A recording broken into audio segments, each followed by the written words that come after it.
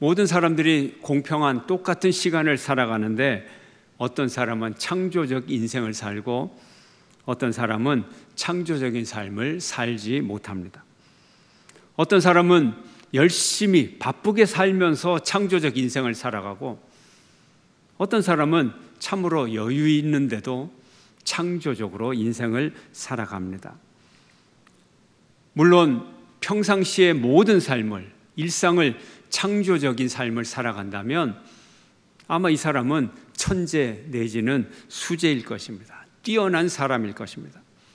일반적으로는 창조적 인생을 살기 위해서 우리에게 주어진 창조적인 시간들을 잘 활용을 해야 창조적 인생을 살아갈 수가 있습니다.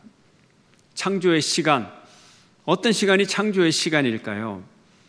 창조의 시간은 비일상의 시간입니다. 침묵의 때, 여백의 삶, 휴가, 고난의 때, 이렇게 나열할 수가 있습니다. 이 시간의 공통점은 비일상, 탈일상이라는 거죠. 비일상이 일상을 성찰하게 해주고 일상을 치유하고 일상을 새롭게 하고 일상을 회복시켜 줄 수 있습니다. 고칠 수 있습니다. 침묵의 시간이 우리의 언어를 교정해주고 회복하게 합니다. 침묵의 시간, 올바로 말하는 법을 익힐 수 있고 침묵이 위로를 주고 침묵이 용기를 주는 것입니다. 여백의 삶, 여백이 우리로 하여금 숨쉬게 만들어줍니다. 여백이 색채를 강조하고 여백이 소리를 잘 들리게 만들어줍니다. 휴가가 노동의 가치와 질을 결정해 줍니다. 고난이 삶의 진실을 찾게 하고 삶을 정화하고 죄악을 교정해 줍니다. 고난이 삶의 참 목적을 발견하게 하고 고난은 삶을 진지하게 여기게 하고 우리의 삶의 시간을 압축하고 농축시켜 주는 것입니다. 오늘 본문 야곱의 11번째 아들 요셉은 형들의 미움을 받고 미디안 상인에게 돈을 받고 종으로 팔리게 됩니다. 애굽에 온 미디안 상인들은 애굽 왕 바로의 신하 친위대장 보디발의 집에 이 요셉을 팔았습니다. 이제 요셉은 깊은 빠져나올 수 없는 깊은 시련의 웅덩이 속에 빠졌습니다. 그런데 그는 하나님의 은혜로 주인의 총애를 받아 집안 살림을 총괄하는 책임자 가정 총무가 되었습니다. 오늘 본문을 우리가 읽어보면 이렇게 시련에 빠진 요셉을 묘사하면서 요셉이 죽도록 고생하였더라, 요셉은 깊은 절망의 구렁텅이에 빠졌더라, 이런 표현을 전혀 우리는 읽어볼 수가 없습니다. 여호와께서 요셉과 함께 하셨다, 그가 형통한 자가 되었다, 이렇게 말씀하십니다. 3절 말씀을 함께 읽어볼까요? 창세기 39장 3절 함께 시작. 그의 주인이 여호와께서 그와 함께 하심을 보며 또 여호와께서 그의 범사에 형통하게 하심을 보았더라. 아멘.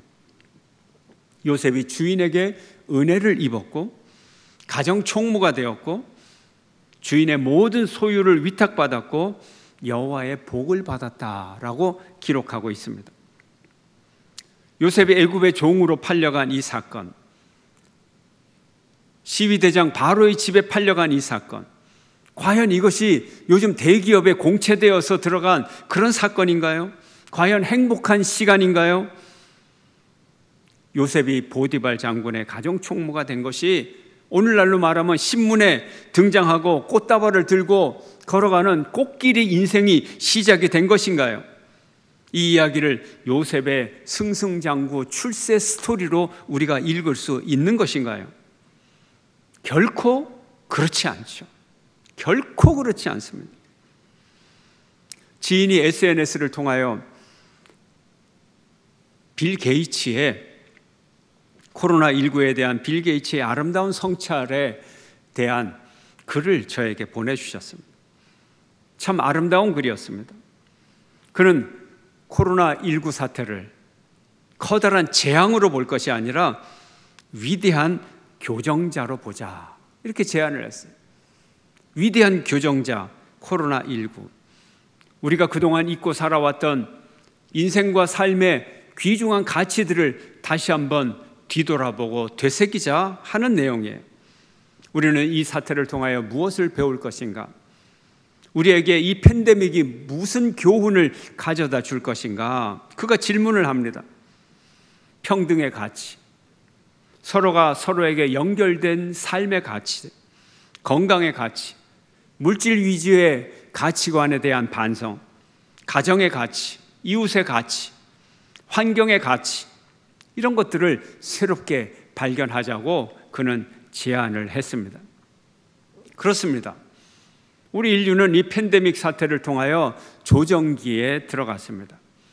개인과 국가는 지금까지 추구하던 가치를 다시 한번 되돌아보고 재조정할 필요가 있습니다.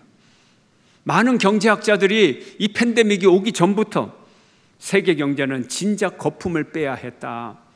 지금의 경제적 상황은 단순히 팬데믹 때문이 아니고 이미 그 이전에도 거품을 빼야만 했던 필연적인 상황이다. 이렇게 주장하는 경제학자들이 많은 것입니다. 그동안 구조의 재조정에 방해가 되었던 것을 흔들어 무너뜨리고 그 방해물들을 치우고 평탄한 길로 가야 된다고 합니다.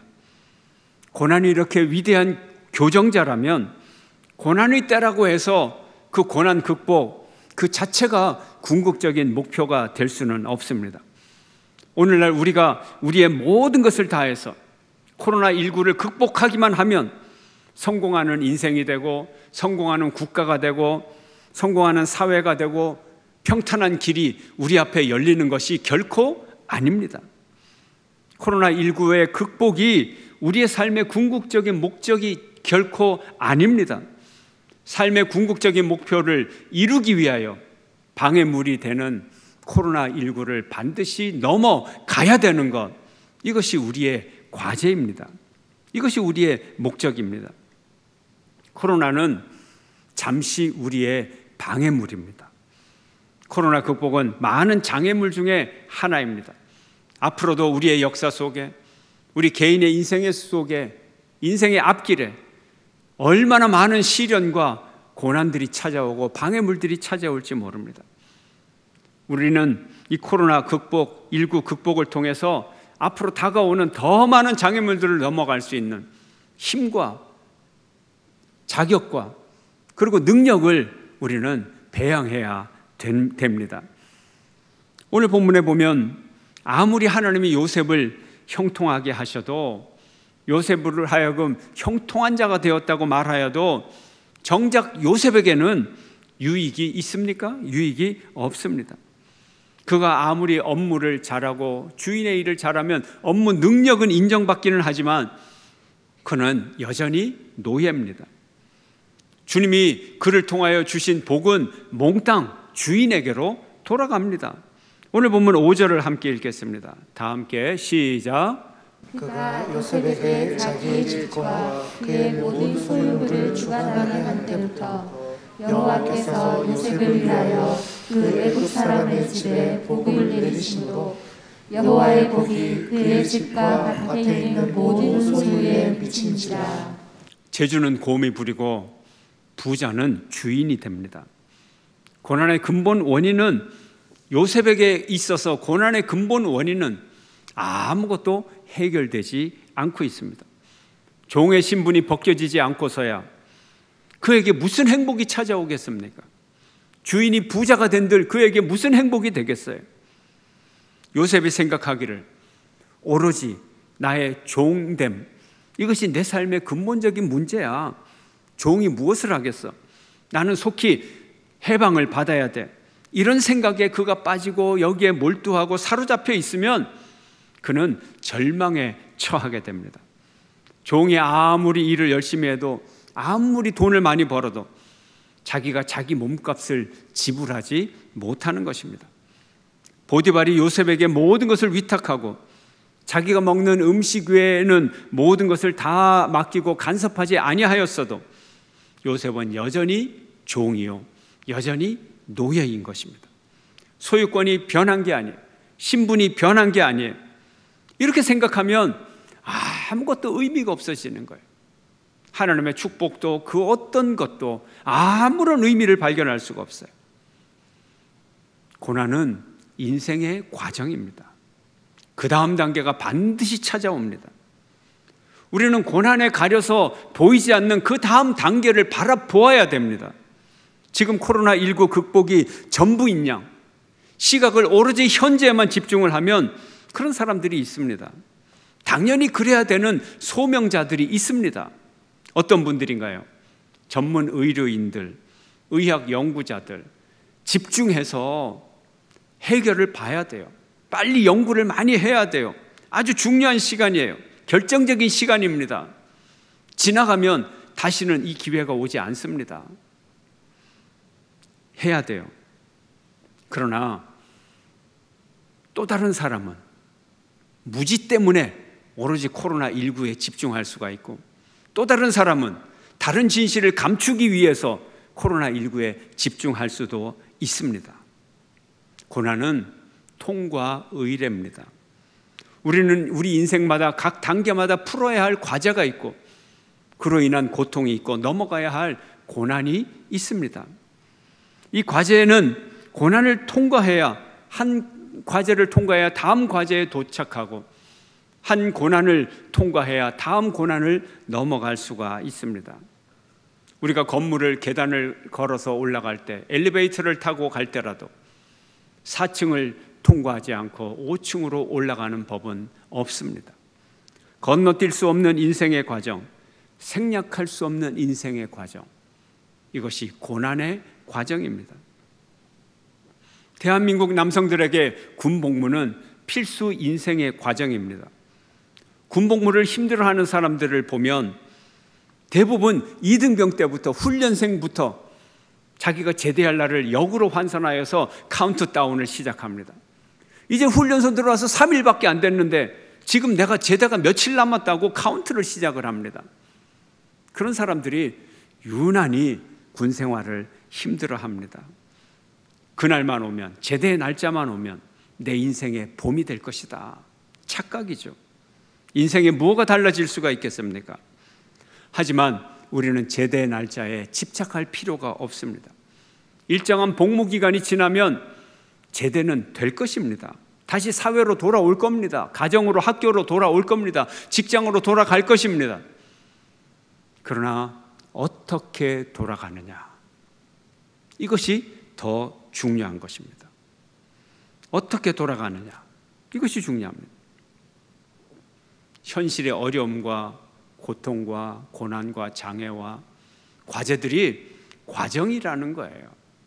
그 다음 단계를 준비해야 되는 거예요. 우리가 살아가면서 이런 일 저런 일 다 겪는 거예요. 어떤 것이 중요하다고 해서 어떤 것에 올인하는 순간 우리는 잃어버리는 것이 많게 됩니다. 고난의 시간은 기도의 시간입니다. 고난의 시간은 하나님을 내 눈앞에 모시는 시간입니다. 고난의 시간은 하나님을 내 삶에 초대하는 시간입니다.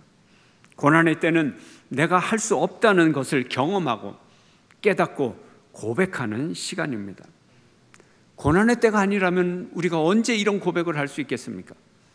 저는 아무것도 할 수 없어요. 저는 무능합니다. 이런 고백을 언제 우리가 할 수 있겠어요? 교만한 인간의 본성을 가지고는 쉽게 고백할 수 없는 고백인 것입니다. 요셉의 삶에서 절대 무능,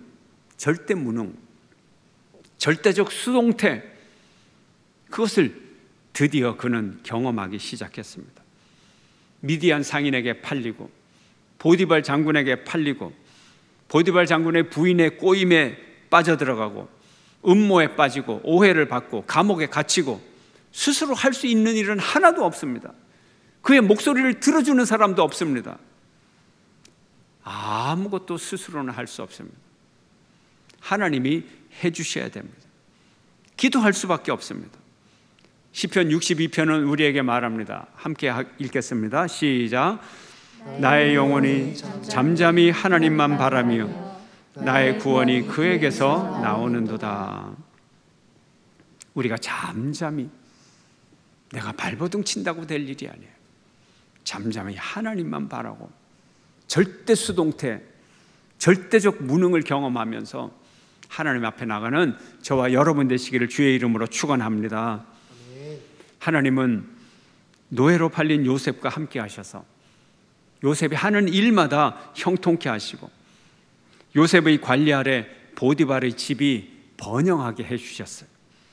보디발은 처음에는 유능하고 성실한 요셉의 인간적 모습을 바라보았지만 점차 요셉의 모습을 바라보면서 그와 함께 일하시는 하나님을 발견하게 되고 하나님의 그 축복이 하나님이 주시는 축복이라는 것을 깨닫게 되었습니다.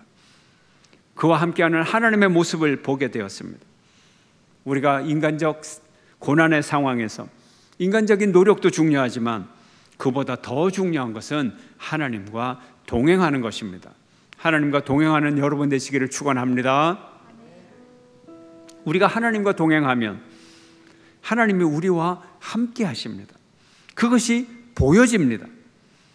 우리가 하나님과 함께 하는지 함께 하지 않는지 하나님을 믿지 않는 불신자들도 그것을 깨닫게 됩니다. 믿지 않는 사람들도 알 수 있게 됩니다. 하나님이 우리와 함께 하신다. 임마누엘 하나님을 모시고 살아가는 자에게는 하나님의 형상이 나타나는 거예요. 이마고 데이, 하나님의 형상이 나타납니다. 그를 바라보면 하나님을 알게 돼요. 하나님의 권세가 나타나는 하나님의 형상, 하나님의 능력이 나타나는 하나님의 형상, 하나님의 영광이 나타나는 하나님의 형상이 되는 것입니다. 여기서 나타난 우리는 하나님의 형상으로 살아야 됩니다. 이것이 모든 성도의 과제입니다. 이를 통하여 하나님께 사람들이 영광을 돌리고 하나님의 권세를 인정하고 하나님 앞에 돌아오게 됩니다. 여기서 나타난 요셉은 어떤 모습입니까?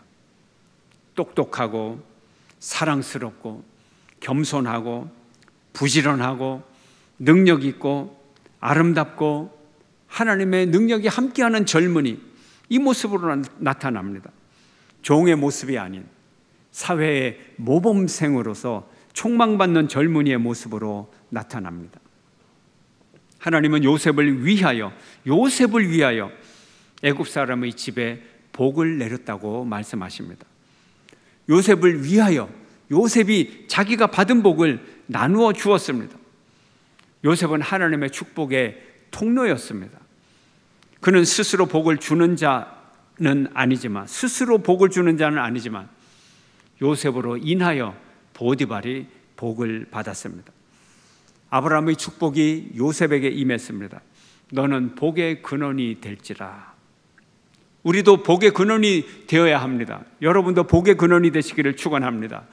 여러분이 가는 곳에 여러분의 가정이 복을 받고 여러분의 직장이 복을 받고 우리나라가 우리로 인하여 복을 받았습니다. 그 일은 아무개가 수고한 덕택이야. 이런 칭찬을 받는 여러분 되시기를 축원합니다. 그런데 오늘날 보면 많은 유능한 인재들이 불평, 불만에 가득 차 있습니다. 성난 얼굴을 하고 불평에 볼이 부어있고 입만 열면 부정적인 소리가 나고. 왜 그럴까요? 내 능력에 비해서 내가 대접을 못 받는다 하는 불만이 가득가득 섞여 있는 것입니다.